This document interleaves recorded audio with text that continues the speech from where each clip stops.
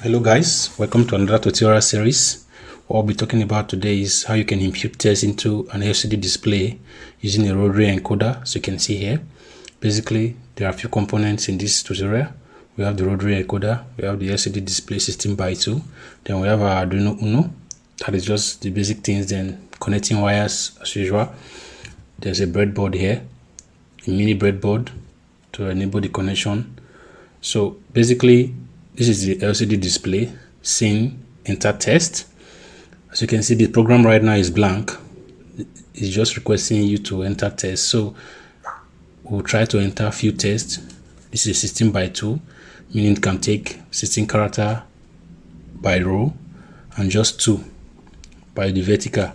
So right now, turning this knob of the rotary encoder automatically start increasing the alphabet from A to Z on each of those segments. So let's just start. As you can see, A, B, like that. So you can easily get any of the alphabet you want. So right now we'll just try and type help. So that is H. So let's go for E. Let's go for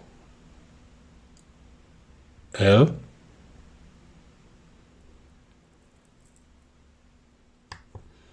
Now we'll go for P.